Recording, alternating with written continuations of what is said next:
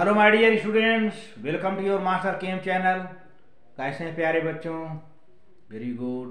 तो आज मैं क्लास 12th के बच्चों को इलेक्ट्रोकेमिस्ट्री से वीडियो लेकर आया हूँ।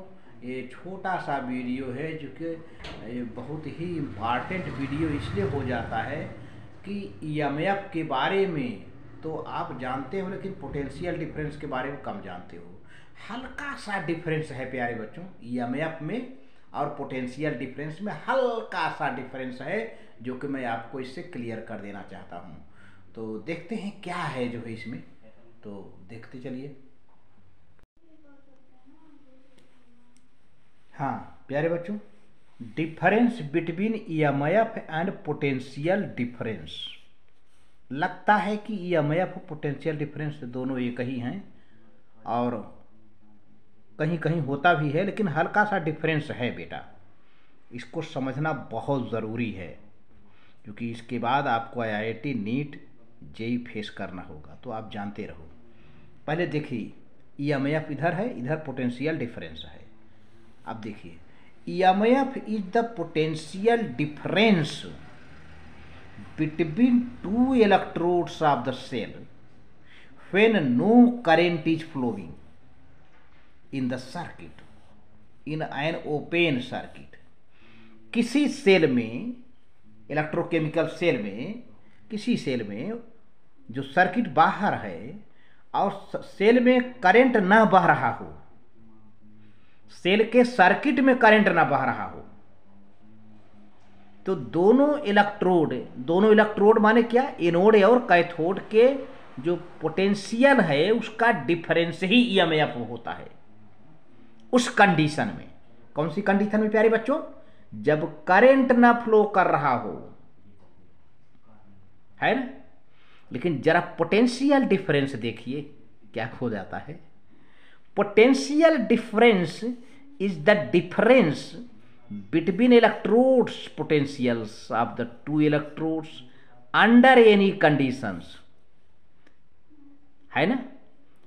यानी एनी कंडीशन है, सर्किट में करंट बह भी रहा हो न भी बह रहा हो, तो पोटेंशियल डिफरेंस ही है किसी भी कंडीशन में। यहाँ भी डिफरेंस ही है, दो इलेक्ट्रोड के पोटेंशियल का डिफरेंस पोटेंशियल डिफरेंस है, लेकिन किसी भी कंडीशन में पोटेंशियल डिफरेंस ले लिया जाता है ना।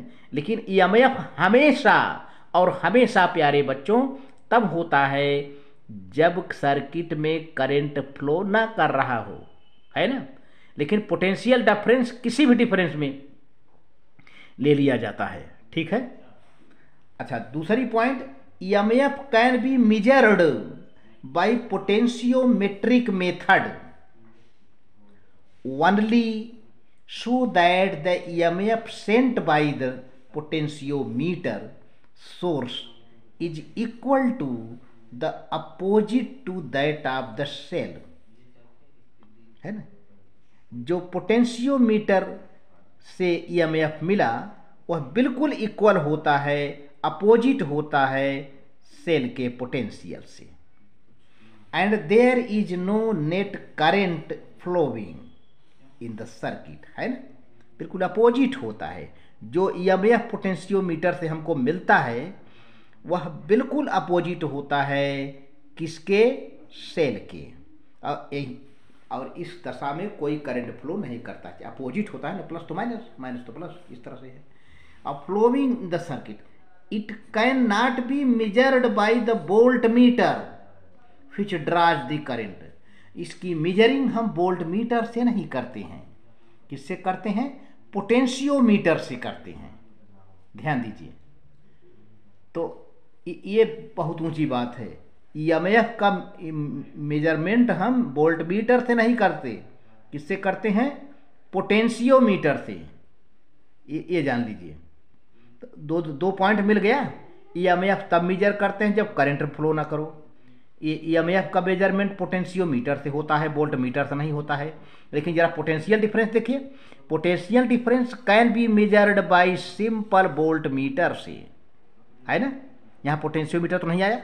पोटेंशियल डिफरेंस पोटेंशियोमीटर से नहीं मेजर किया जाता है, बल्कि वोल्ट मीटर से मेजर किया जाता है प्यारे बच्चों।